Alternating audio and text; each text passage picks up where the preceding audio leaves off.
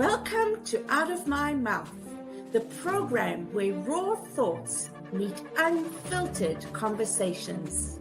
Join us as we dive into the depths of human experience, where we share stories, perspectives, and insights that just might challenge the status quo. Get ready to laugh, cry, and ponder the world around you like never before. This is Out of My Mouth.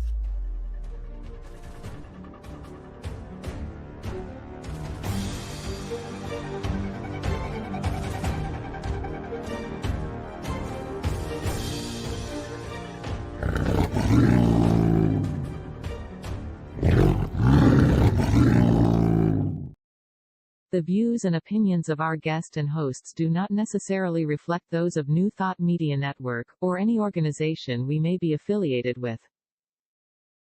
Here at New Thought Media Network, we welcome freedom of speech and courageous conversations. There are many topics that can be difficult to navigate. Challenging the status quo and engaging in lively debate is important to expanding our understanding of one another, and life in general. Creating a peaceful world doesn't happen because no one disagrees, it happens from a willingness to understanding one another. In our programming, we strive to expand consciousness and assist people in creating remarkable lives. Your comments are welcome at info@ntmedia.org. Good afternoon and welcome to Out of My Mouth. I'm Barbara Jean. And I'm Cheryl Rogers. And I'm Barb Dupuis. And let us begin with our land acknowledgement. As we gather today, we acknowledge that I am currently standing on the historical land of the Wendat people, and more recently that of the Mississaugas and the Haudenosaunee nations. And it's now home to many diverse First Nation, Métis, and Inuit people from across Turtle Island. May we walk alongside our Indigenous family, recognizing our shared stewardship of the earth. Let us carry forward the spirit of unity, understanding, and resilience that we've been reminded of through our reflections. Let us hold in our hearts the intention to learn, to support, and to advocate for justice and sovereignty for us all. In doing so, we acknowledge our interconnectedness and the strength that comes from standing together in truth, respect, and love. May this intention guide us in our actions and thoughts, inspiring us to contribute to a world where the dignity and rights of all are honored. Let us be mindful of the role we play in this ongoing journey towards healing and unity. By making this acknowledgement, we strive to be allies and take an active part in reconciliation by honoring the land, the history, as well as the unique heritage and culture of the Indigenous peoples. This fosters our commitment to create a world that works for the highest and best good of all life. Please take a moment to acknowledge your personal commitment to the land you are on and the path you choose to walk going forward. Miigwech. Miigwech. And it is my honor and privilege to welcome back Samuel Lopez, or Samantha. And they are a two-spirited man from El Salvador and grew up in the midst of the Civil War at the time of the Reagan administration. He has lived in a number of cities, and he studied theology before joining the International Development Studies program at the University of Toronto. Samantha learned about social justice from personal experience and knows about community devastation from an early age. Their films document stories of people he has met through his commitment to activism. He is the founder of the Latino group Hola, a founding member of the HIV prevention program at the Center for Spanish-Speaking Peoples, and Latinos Positivos. And Sam can tell us more about all those. I also believe Sam is coming to us from the territory of the Mississaugas, and invite him if he would like to honor his land too. So welcome, welcome, welcome. Samuel, Samantha, Sam, there, he, her. I used all of them. Is that okay? That is okay. And it's actually more than okay. I am learning my language, which is Nahuatl, and for the third person of the singular, we only have one pronoun. So when you're referring to someone, it doesn't matter, right? We don't have a pronoun for him or for her or for it. We only Okay. have one, like we do in English, they. They is only is for everyone, right? Yes. So it's interesting because I just started learning the language, and I'm getting there. I know how to say hello, how are you, and where you from, and things like that. That's So it's coming fabulous. all out of my mouth. I love it. I love it. Now, that's a language that just about went obsolete.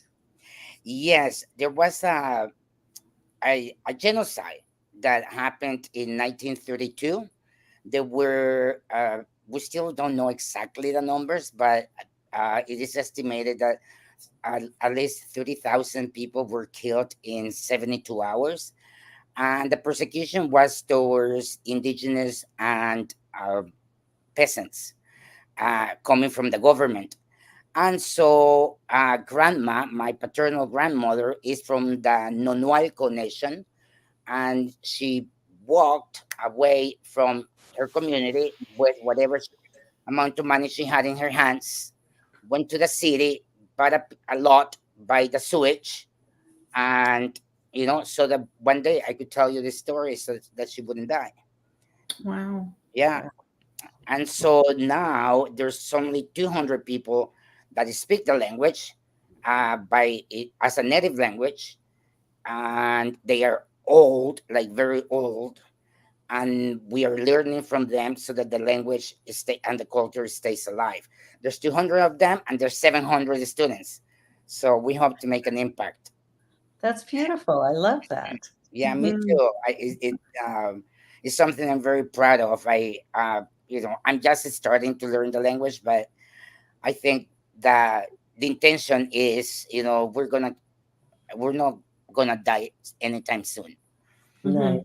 So, can you say hello, how are you in your native tongue for us? Yeah, as we say, for example, at this time it is afternoon, so we do things in relation to the sunlight, right? So you would say, "Ye yutak, Mhm. gentinemi," and then ninemi wantaha, uh yegnusan, naha naha nikpia ichan naha nikpia muchan tik Toronto tik Canada. Ah, Wow. I'll tell you, Good. it's coming. It's coming. I don't understand yeah, it, but that was an intense test, but I love can it. do better than that. No, but that's great. It's great because the way to really get the language, in is to use it as much as possible. So, Mhm. Yeah, yeah. and there are interesting parts. Language is so connected to culture, right? Mhm. Mhm. It's part of the culture. And Mhm. so, for example, to say, uh, to greet, right? Good morning, good afternoon, good evening. I was saying it depends on where the sun it is located. Mhm. So it would vary if it is sunny or cloudy, what you say, Oh, that's right? cool. So, for Mm, example, if mm. in the morning there's no sun, you don't say yek tunal because tunal is sun. So you have to say yek tayua or yek peina, you know. And so all of that is interesting because it brings me back to where we come from. We come from a place where we are in relation with our environment, with nature, with everything seems sacred. And when it comes to numbers, the Aztecs and the Mayas were Yes. more than perfect when it comes to math. And so when you deal with numbers, it's complicated. 'Cause we count in 20s, we don't count in decimals. because Wow. We could have a whole show on this, Samantha. oh yeah, but first let me get ready. Yeah, it's interesting that you're talking about your education right now, and you're coming to us, educating us on what you're learning, as well as there is an intention today, I believe, that you're coming with today, and providing us education on HIV. Yes. Would you like to start? Would you? Of course. Ask Well, To, ask yeah, me. Don't come to undetectable, my mouth. undetectable equals untransmittable. We Yeah. just started having a conversation about that. So tell us a little bit more about that, because this is, my first thought was if something is undetectable, doesn't mean that it's safe.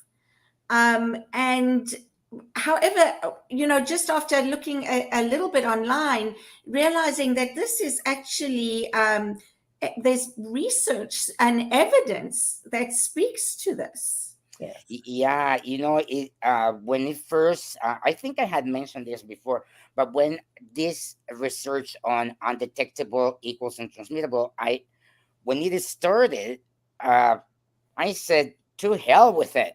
What you mean? We have been Mhm. trained to, you have HIV, you are a weapon, you are a criminal, unless we prove that you have protected the life of the other, Mhm. right?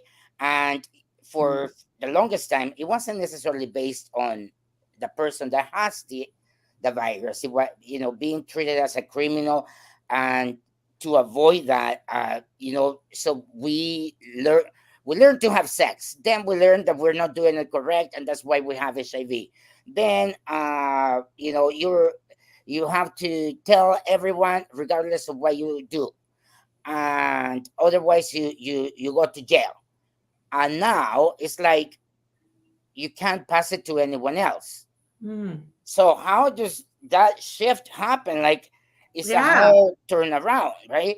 And Mm. to train the self to these new findings is uh it has been a little bit difficult for me. I think that for most of us it has been like, woof, like a relief. Mm. uh but for me is, I haven't changed my behavior from before. When Mm. we're forced to tell others that you have it, uh, and and make sure that everything you're doing is low risk, and all of those things now are just part of a stigma. Mhm. Because I was gonna before say. I have sex with you, which I'm not planning to, but if I did, I would. I, I won't take that as an insult. See. ah! Okay, if I'm gonna have sex with someone, I'm not gonna say, "Excuse me, do you have diabetes? Yeah. What about cancer?" Because I'm not gonna get that from them. Yeah. So it doesn't matter to us. Like, it's irrelevant to ask them about that. Mhm. So now it is also now irrelevant to Mhm. for you to know if I have HIV. Wait a minute, Mhm. right? Is it Mhm. or isn't? Mhm. So as long as you have been undetectable for more than 6 months, as long as you keep taking your meds religiously every day, uh, and you keep a viral load undetectable for that same amount of time, then you can't pass it to anyone else. HIV, as I say, HIV ends with me. Mm. HIV is not supposed to be shared with anyone anymore, because we are taking medication, Mhm. and we are being responsible to take it on a daily basis. And that is why our results when we do blood work is undetectable. Okay. So regardless of what you think of me, because I have Mhm. HIV, at this moment, I'm sorry, I don't care anymore. It doesn't Mhm. affect me, because you can't have it. It's mine Mm. and mine only, right? You can't get it from me. Sorry. from you. Okay. Yeah, it's so important because I mean, there's a couple of misunderstandings about HIV lately. One is some people go, "What? HIV isn't that over?" And then the other one is, well, if you have it, you're going to kill somebody if you have sex. So, coming to that place of understanding that number one, HIV has not gone away; it's just now being treated, so people aren't dying en masse. But the reality of the stigma, now the mental health issues from that are astronomical, and especially for, I think, for people who come from religious backgrounds. Like if you're accustomed to going to church and you enjoy going to church and you want to go to church, but if somebody at church finds out you have HIV, the doors might get closed on you. Like that used to be a thing that, religion was creating part of that stigma. How does that make you feel overall? Like, what have you gone through when it comes to mental health as a result of this diagnosis, which really has nothing to do with your mental health, but has a big impact? Yes, you know that since childhood, I have always been very uh, open to share stories of mine, and when I have done them outside the church, I have always been concerned. Why, like even in these moments with you, when I say certain things, it's like immediately I go to that place and I'm thinking, oh my God, am I going to send a link to this person from the church after? Or, oh my God, what if these people get to see this? What are they going to think? And I am 55 and I have been living with HIV for 23, 24 years. Right. So the fact that I still have this is because I speak about these things and I have been judged. Like I made a film about Samuel and Samantha, and that was in the 1990s. It was the first film I ever made, and it had a good impact in community because it was about how the gay community in Toronto was coming together.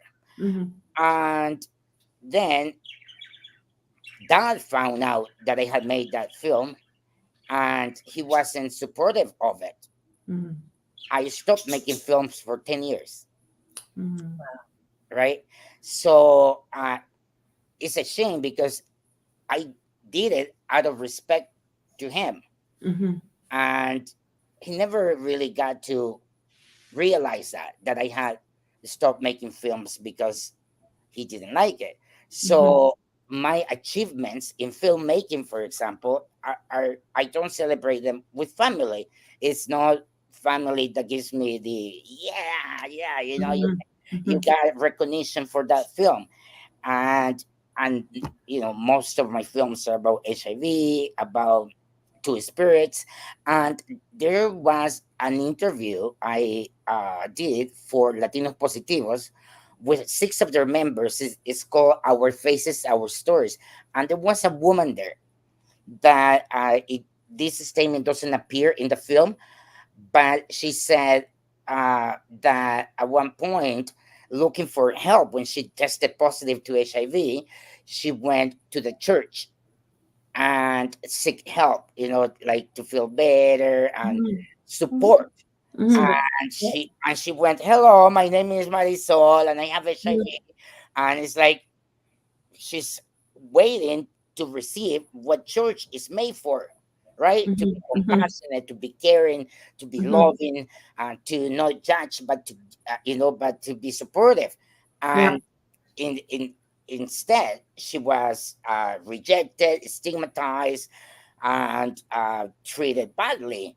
So while she was genuinely going looking for God, God's acceptance of her as she is, the people of God were not accepting her, and so she just went without that spiritual support. And so similar stories have happened to me, Yeah. right? And so I now in no particular circle, because here someone said this and there they didn't like that. And the thing is, all of these things that people don't like, or let's say don't like about me, is part of me. Mm. Or if you don't like me because I insulted you, I could still also apologize and Right. we move on. But it's Mhm. beyond that. It's like not accepting Sam as he is. Yeah. And so Sam is not changing. I'm not transforming uh, Sam into what pleases you. I Mm. am who I am, and I want people like me to be to feel comfortable in being themselves. Mm-hmm. Right? I have contributed to society in many ways that Mm-hmm. are positive, and I should be happy that I have, Mm-hmm. and not be focused on the rejections that I have experienced. But the truth is, humans would uh, oftentimes get stuck on that rejection or that Mm-hmm. moment of blockage to continue. And so my insecurities come mostly from, coming out as too spirited and acknowledging that, at one point, I asked God to take me. Mm. Mm. And I was still in high school. And I said, listen, I can stop looking at men. Mm. So why don't you just take me? Mm. If if I'm doing what is incorrect, Mm-hmm. I cannot serve you. I Mm-hmm. cannot do thy work. So just take me home. Right.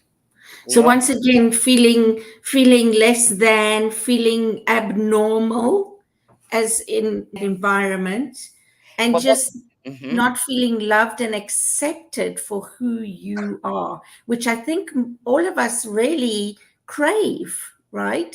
Being Yeah, loved and Mm. accepted for who we are. Exactly. and so if we think of a new world, a new world is happening with our hands.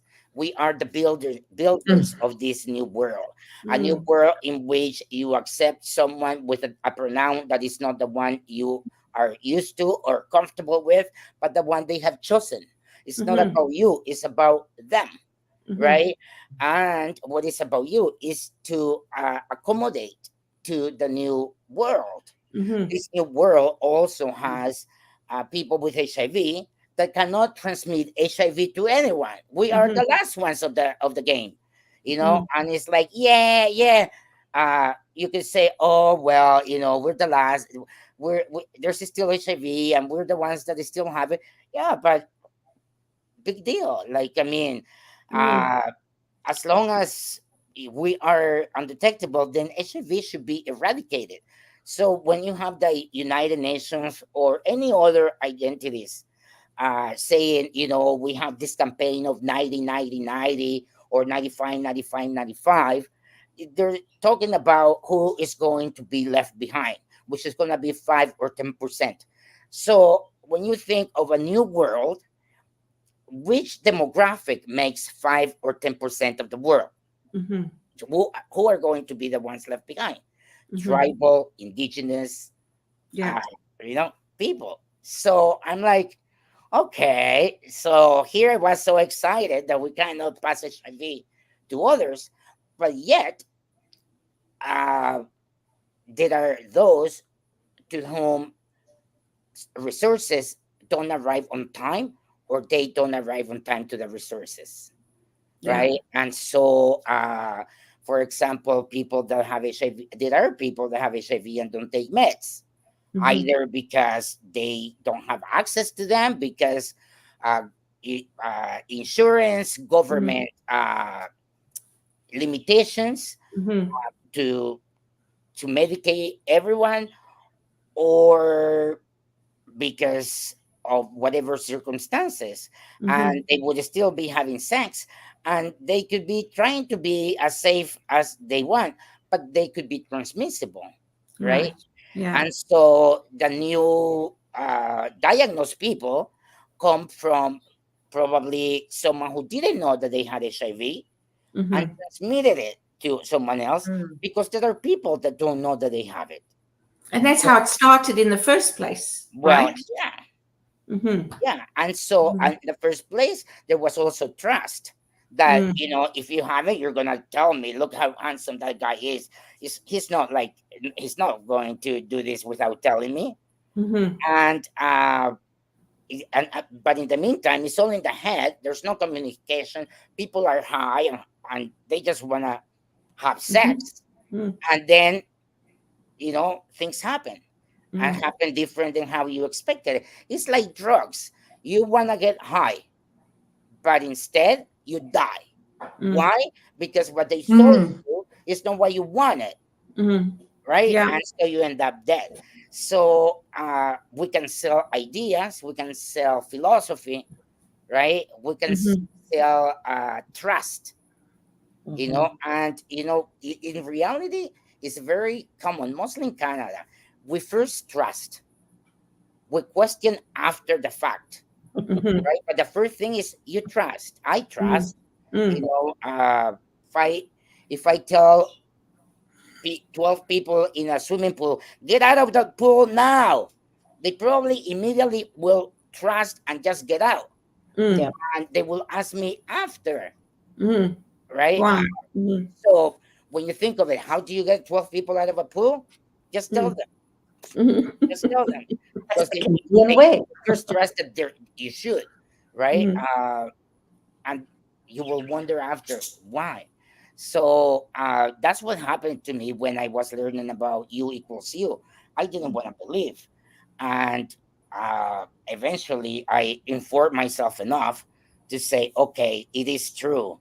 Uh, Mm. and if I'm not gonna change the behavior from before, at least mentally, I could live without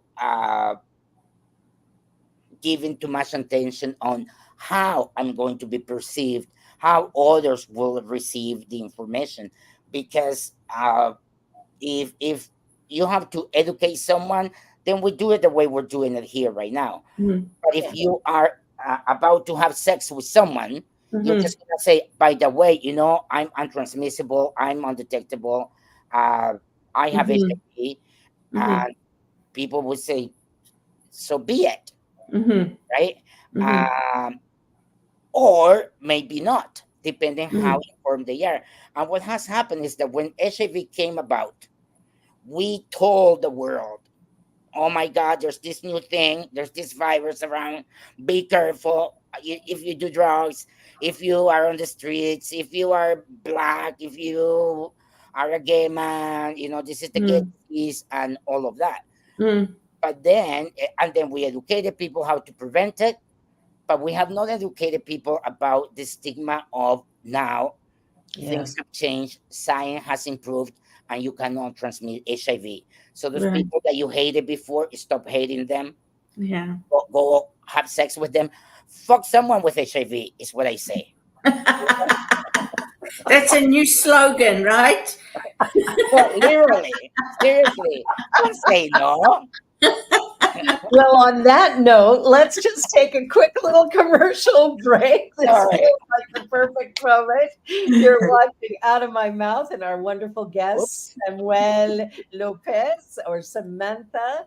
And we are so delighted to have her, him, they here today. And don't go away. We'll be right back with more Out of My Mouth. Please help us say thank you to our organizational sponsors, including the Hefferland Foundation, Affiliated New Thought Network, International New Thought Alliance, Science of Mind Archives and Library Foundation, Center for Spiritual Living Denver, Center for Spiritual Living Midtown, New Thought Philadelphia, Planned Happiness Institute, Summit Center for Spiritual Living, One Heart Retreats, Center for Spiritual Living on the Lake, Unity Spiritual Center, Kitchener, Om Center for Spiritual Living, La Mesa, Satya Center, Center for Spiritual Living, North Jersey, Unity of Savannah, and Center for Spiritual Living, Seattle, as well as all of our individual donors. Thank you for making New Thought Media Network a place to be. Please come be you. And remember, like, share, and subscribe. New Thought Media Network, positively inspiring.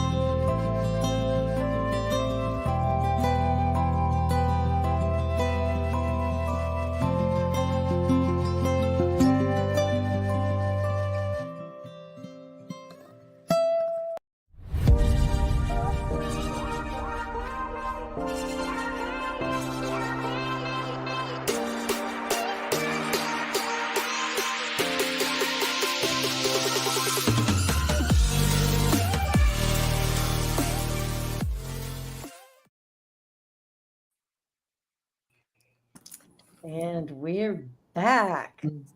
So, Samuel, you're giving us such great education. I'm thinking of that expression from a long time ago when we were kids. The telephone exercise where I'll tell someone, they tell a different story, and whatever. So what you're saying today is providing me with a great deal of education. Thank you. And I call you Samuel because you invited me to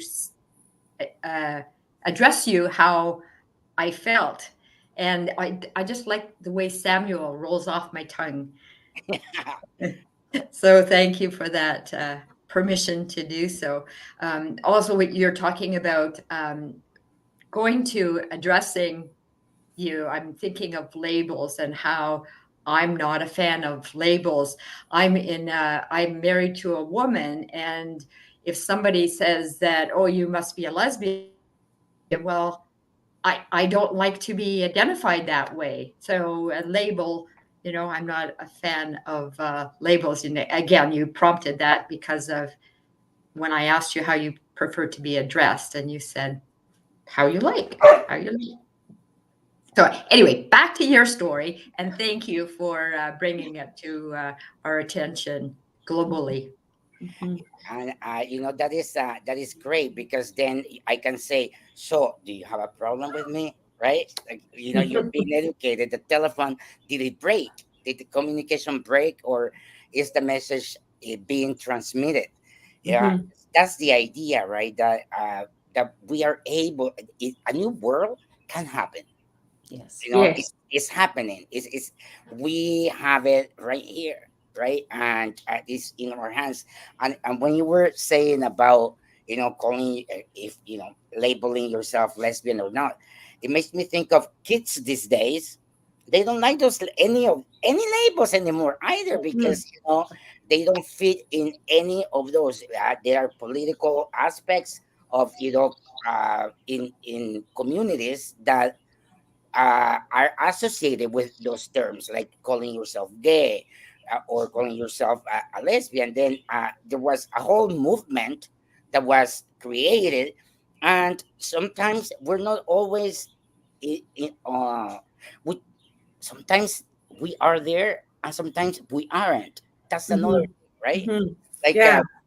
you don't always have to be where others are put in the box where others are putting you. Mm-hmm. Sometimes you are in that Mm-hmm. box, like, I mean, why not have the choice? But it's good, to have conversations, because that's how you know what to communicate. What is it that you know check in with everyone first, right? Mm-hmm. How am I going to address you? Mm-hmm. I don't have a problem. if I tell you to call me Sam, then everyone starts calling me Samantha. So what am I going to do? And Yeah. Samantha exists. Samantha has a last name too, Samantha Trench. And my sister, Mariana Trench. How did we come up with the names? Well, Mariana Trench is the biggest hole in the world. So that's how we got the name. And it's mockery, right? It's something that we use to create presence in the gay community. Ha ha ha, the biggest hole in the world. But then you will remember that there's nothing wrong with being someone that has sex with people of the same gender and so on. And that's how Ola was born. And now Latino Positivos, that is housed at the Toronto People with AIDS Foundation. It has 700 members. Wow. There are ASOs, like a service organization, that don't have 700 members. Yeah. Positivos is not an agency, but there are 700 names on their list. So it means that even when you don't have 700 together at once, they do whatever activities they do. They are serving a great amount of people each time, because 20 could be a small group compared to 700, but 20 is a good amount of people to to gather and do something with. So yeah, and thank you for acknowledging Samuel. And I'm happy to meet you, Margot, because I never met you before. You seem I'm like happy a to. cool woman. I'm happy to have met you, to be meeting you too. I think every time we would get together, we would be meeting each other again. I just have that impression. Yeah, I believe so too. And I have to make this comment. The hand that Cheryl has, The hair? the hand, The hand. Oh, the hand? Oh, and the seat? Yeah.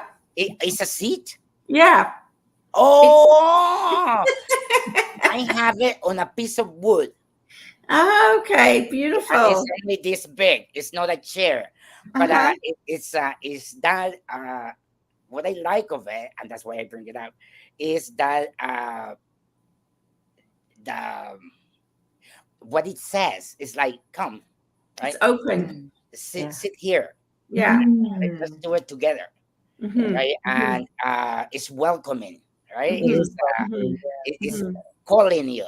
It's Yeah. like, here, it's like I'll hold you. I'll hold you like I will, and that is a beautiful statement. I don't even know where I have mine anymore, but I used to keep it as a dish, so that I put condoms there, so that people felt like, come grab it, the hand is open, Look who I have here. Oh my goodness. Oh, she's wait. so cute. Yeah, absolutely. She's beautiful. undetectable. Okay, so what I picked up was, because I didn't understand what undetectable means, and what you're saying is that when you have a blood test, it doesn't pick up that there is AIDS in your blood. Yeah. There's no virus in your blood at the moment because of the therapy, the art. I think I saw it was art. I don't know what it stands for.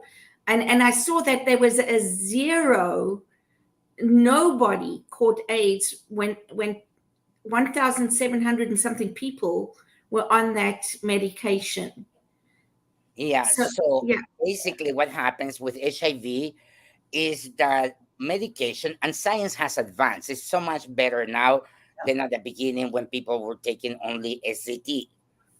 People were dying from taking medication, right? And so now medication we take brings our viral load so low that when you go for the test, for the blood work, it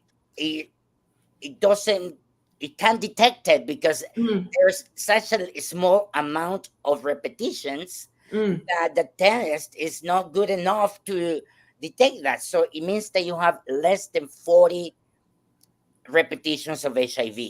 So basically, is it saying that you're not positive? You're negative? No, what it says is that the virus goes into this cell, and it goes inside and changes the DNA, Okay. right? So there is a mother cell that we have not been able to change the DNA of. But every repetition, every baby she makes, medication eats it up. Okay. So there's only one little Mothership. mother there that for a couple of hours would have some babies, but they won't last. Okay. They get killed with the medication. And Mhm. so when you try to detect HIV, you won't find it Mhm. in the blood because it's almost non-existent. And what Okay. that also means is that in semen there is barely any HIV, and it's so weak Mm. that when if it goes to another body, right, it will die because it doesn't have no, it's not strong enough, Right. because it's a lot for Mm. a virus to go from one body to another body. It's a big Mhm. change, and to survive it has to be strong. Mhm. But with what happens is that the amount of HIV that is in us now is Mhm. barely any. It just Mhm. doesn't, it stays with us. It just doesn't go away Mhm. to share. It's not for Right. sharing. Right. And so we were talking about the stigma and people not knowing this really advanced science, and how we basically, how do we educate them other than in these small pockets? Like, is there some way that it's getting out there so that people with HIV are less stigmatized?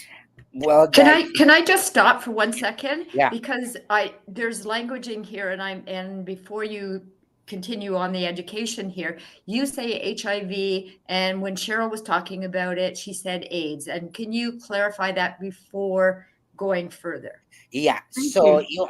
I have HIV.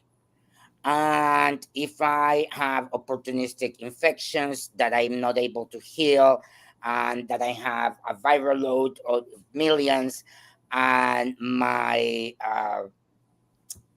strength, my immune system is weak and cannot heal itself, but rather it creates more infections, then you could be diagnosed having AIDS, right? Which is a syndrome that comes from HIV, right? Mhm. HIV is the virus, and Mhm. AIDS is a syndrome. That nowadays you could start taking medication if you have AIDS, and get back to just having HIV. HIV. But Wow. before, if you got to having AIDS, it was not reversible, You die. Mm. right? Yeah. And Okay. so it was like, okay, it's your time, get ready. So Mhm. now it's like you're getting a good call, Mhm. answer that call because Right. you can get rid of it, Yeah. right? And so it means commitment to a medication that works on you. And now there's injectables that you do once every so often, like a month or 2 months. Like there are so many different ways to survive with HIV and thrive. You know, Mhm. Mhm. it before it was just a question of, "Oh, am I gonna make it? Am I gonna make it?" And I think people now can focus on what can I do with my life. Mhm. How can I study or get this job Mhm. or travel the world, and the seven seas, Mhm. and have a family, or anything. It's like Yeah. HIV is not something that can stop you of continuing to have a beautiful life anymore. Mhm. And so if, the difference is that if you get to AIDS, you could and will die of it if you Mhm. do nothing about it, Okay. right?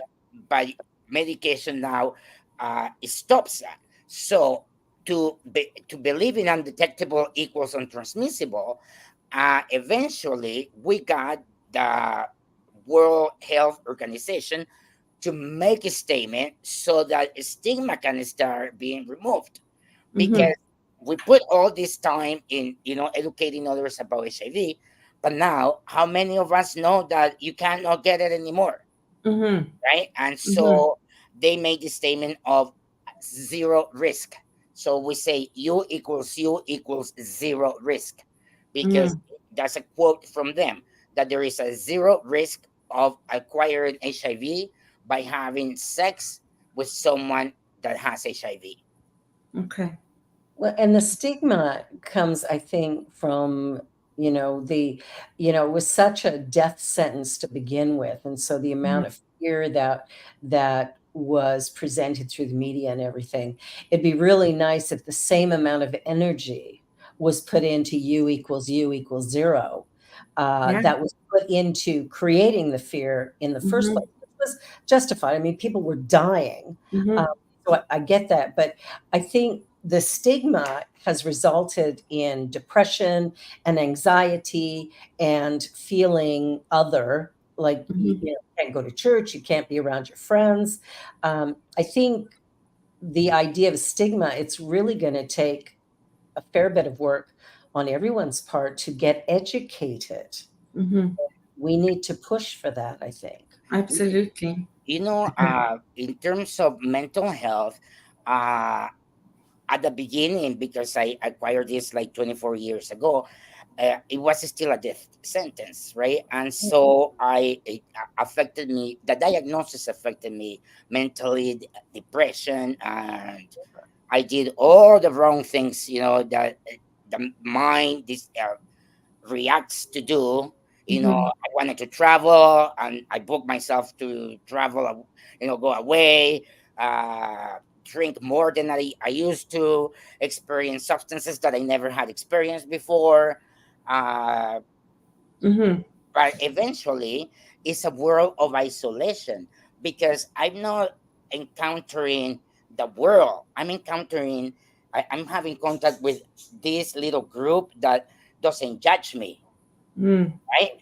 But I'm not being present in society as before, or in my full capacity, Mm-hmm. because you know uh, dealing with rejection might as well not go. Having to tell these people that I have HIV, oh, why have sex? Mm-hmm.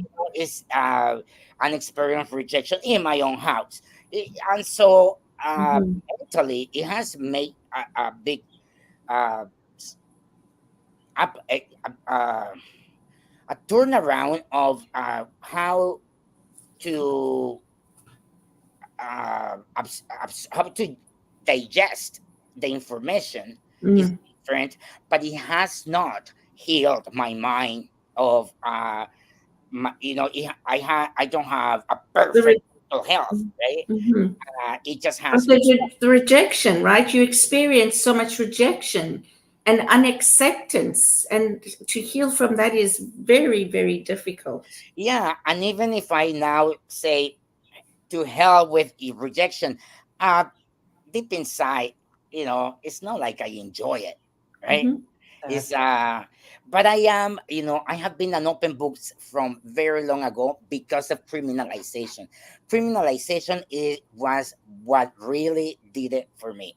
It's like, okay, you caught me with this one, Mm-hmm. because having to feel like a criminal, being labeled you are a criminal, Mm-hmm. uh, and then it's stories like what happened in Rwanda, where they Mm-hmm. have an army of people with HIV going to transmit HIV to other people. Then it's like, I'm also one of them. I'm Mm-hmm. someone with HIV. I'm Mm-hmm. just not doing what they're doing. Mm-hmm. Or when they put on the front page of the newspaper, someone is in court because they didn't tell others that they had HIV, then it brings all of us to the front Yeah. page. Every Right. time someone is there, I am there too. And so those moments, I don't have anymore, but the flashback they Mhm. they are there, whatever. Right. So I Yeah. think that what has helped me is being more involved in the movement and uh, in the field of HIV, Mhm. whether Mhm. it's research, whether it's peer work, or being part of a board. The Mm. thing is, we also have to use the knowledge and the wisdom of the living experience or the lived experience as equal, if not as more, as someone who learns everything from the book. Yeah, absolutely. You know, If not more, because learning from a book and having an experience is two very different things. Yeah, one is for me, one is intellectual and one is internal. It's it's an more personal, experience. It's more personal. and Absolutely. and you can put a face to it. Yeah. So another one, to hell with the stigma. It's like, uh, you if you have been learning everything from a book, Yeah. all you know is medical, Yeah. right? Tell me about the last person with HIV that you share, food with, Mm-hmm. Yeah. or who was the last person with HIV that cooked for you, Yeah. you know, Yeah. Yeah. or literally, who is the last person with HIV that you had sex with, Yeah. right? Like, Mhm. how uh, do we believe? Do we change? Do we trust? Or how do we act? Yeah. Whatever we do, we have to do it without fear. Yeah. That's more of the message. Being safe, there's nothing wrong with being safe. Absolutely correct. Yeah. What is not right is to keep stigmatizing people, thinking that they are, dirty, or that, to have the fear that I'm going to get something from them. Yeah. Yeah. And You know, because one person did something this way doesn't mean that everybody who has HIV is going to behave the same way. that's And the problem. Yeah, that's the this problem we had with what this example of the front page of a newspaper, yeah. right? The Toronto Sun would Yeah. have the face of the person that is going to jail, Yeah. and it's like, okay, now, you are labeling all of us, Yeah. Yeah. and by all means, it is a tool that you could use. It can be. It can Yes, be. it can be a tool. Yeah. It could be a gun. Hmm. There are many things you can do with it. Yeah. But those of us who have HIV and live here, we are, uh, we have, doctors. We have places to check where we are at, Hmm. uh, and people in reality don't volunteer to transmit HIV. Of You course. know, Yeah. people Yeah. don't want to give you HIV. Like, Yeah. I don't want you to have what I have. It's mine. You know, uh, and I'm not sharing, darn it. exactly. I'm not sharing. I want to be part of the movement that is gonna say we were the last ones, and now no one else is gonna have it. Yeah. Right? Hmm. Hmm. It's I the end love of a war. You return the guns to, a symbolic Hmm. place where they're gonna be burned, and Hmm. there's no more killings. That's Hmm. what you hope. And so, it's like the story of, my grandma, who was persecuted in the 30s. Hmm. Uh, they could have killed her voice at that time, but the cry of the Hmm. people is perseverant. And Hmm. now there are people that are learning the language, Hmm. right? And so it's, it, you know it, everything is possible for the good or for the bad. But Right. what is wrong is to believe the people purposely would volunteer their HIV to you, because Right. that's That not. people would want to harm you and use it against you. It's like, what do you Yeah. get out of that? Yeah. Like, it's interesting in our society, we tend to, um, there is a lot of focus on, there's bad people and there's evil things going on, and but the truth of the matter is the majority of people at their core are good. People don't go out of their way just to harm someone for the sake of it. Is there somebody out there who would do that? Yeah, but not the majority. But the way this has been, blown up has created a whole thing where if a person has HIV, then automatically they're a criminal. And I think that is such a horrible way of sort of whitewashing an entire group of people. And it's no business what your health status is. That should be up to you. So all of this is such a, we need to promote. Yeah. And there's more than 60,000 people in Canada. Yeah. Right. So it's a large number of people that you would want to avoid if that's what's going to happen. Recently, someone here downtown Toronto said to me, I hate fags. I hate them.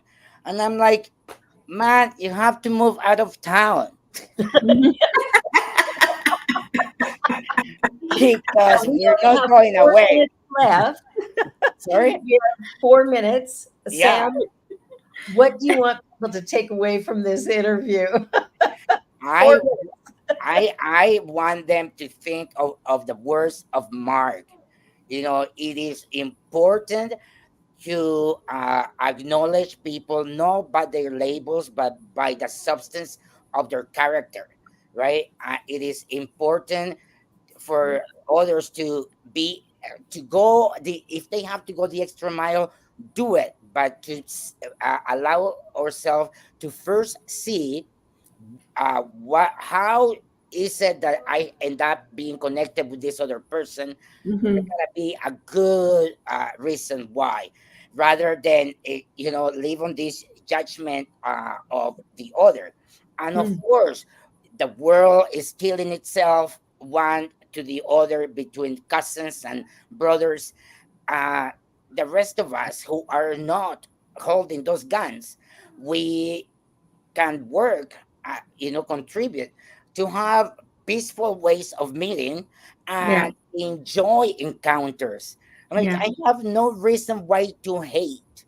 Exactly. Like, if I don't like what you are or you say, move out of town, I said to that person.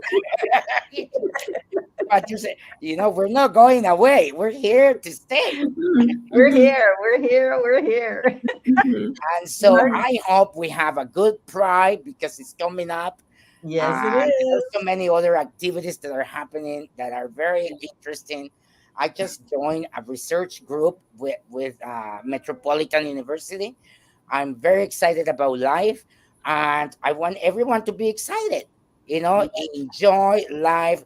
There's so much good in it that at the moment that your brain starts lacking serotonin, try to think, oh my God, I am awake, I am here, and there's gonna be a reason why. No one said it was going to be easy. It's just worth it. It is worth it. Thank Beautiful. you. Mark, do you have a final thought? Changing the world with our hands. Love that. Thank you. Beautiful. Yeah. Cheryl? For me, I think, if we could just be more curious and willing to learn and open-hearted rather than being judgmental and so negative. Just move from that negativity and judgment to curious and wanting to learn more. Oh, When you're feeling curious, call me. Way to go, Sam. Well, thank you, Samuel. I love you, and I'm so grateful you were here. Mark and Cheryl, my beloved sisters, I'm so grateful to be back after missing while I was sick. And for all of you watching, hey, don't miss every episode because, man, what comes out of our mouth is worth hearing. Anyway, have a great week, everybody. You're watching Out of My Mouth on the New Thought Media Network. See you again next time. Bye for now. Bye. On behalf of everyone at New Thought Media Network, thank you for being a member of our virtual family. Your financial contributions help share the New Thought message with people from around the world. Please visit and contribute at www.ntmedia.org/donate. New Thought Media Network. Come be you. And please like, share, and subscribe. Until next time, peace and blessings.